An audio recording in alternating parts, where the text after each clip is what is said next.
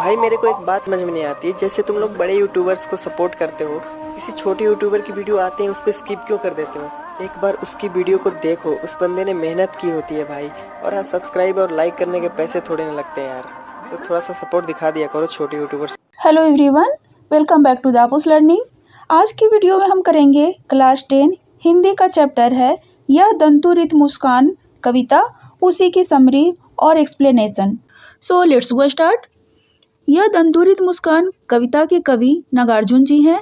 इस कविता के माध्यम से कवि ने एक नन्हे बच्चे की मन को मोह लेने वाली मुस्कान का वर्णन किया है, जिसमें न कोई छल होता है न ही कोई कपट होता है। उसी का बहुत खूबसूरती से वर्णन किया है नागार्जुन ने। इस कविता में एक ऐसे बच्चे का वर्णन किया गया है जिसके अभी अभी दूध के दांत निकलने शुरू हुए हैं, क्योंकि कवि काफ़ी लंबे समय के बाद अपने घर लौटे हैं और तब उनकी मुलाकात उनके 6 से 8 महीने के बच्चे से पहली बार हो रही है। इसीलिए कवि अपने उस नन्हे बच्चे की मन को मोह लेने वाली मुस्कान को देखकर कहते हैं कि अगर उसकी इस मुस्कान को कोई पत्थर हृदय वाला व्यक्ति भी देख ले तो वह भी उसे प्यार किए बिना नहीं रह पाएगा।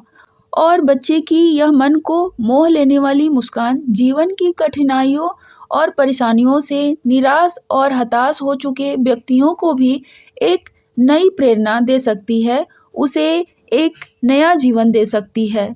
कवि को उस नन्हे बच्चे को देखकर ऐसा लग रहा है जैसे कमल का फूल किसी तालाब में खिलने की बजाय उसके घर के आंगन में ही खिल आया है, और कवि को ऐसा प्रतीत होता है कि उसको छू लेने मात्र भर से ही बांस या बबूल के पेड़ से शेफालिका के फूल गिरने लगेंगे, क्योंकि बांस और बबूल का जो पेड़ होता है उसमें बहुत सारे कांटे होते हैं।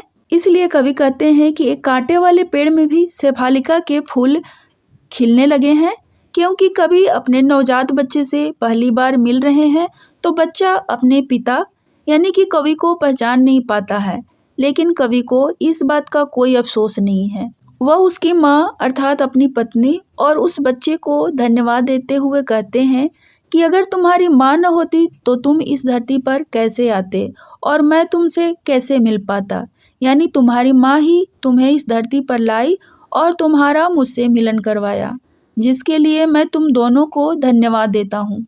कवि अपने काम से अक्सर अपने घर से दूर रहते हैं, इसीलिए बच्चा कवि को अपना पिता न समझकर एक मेहमान समझ रहा है और पहचानने की कोशिश में उन्हें लगातार देखे जा रहा है।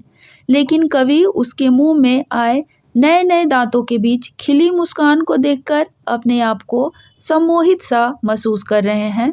तो यह था यह दंतुरित मुस्कान कविता का समरी। कमेंट करके ज़रूर बताइएगा कि वीडियो आपको कैसा लगा। साथ ही वीडियो को अपने नियर एंड डियर में शेयर भी कीजिएगा। Thank you for watching.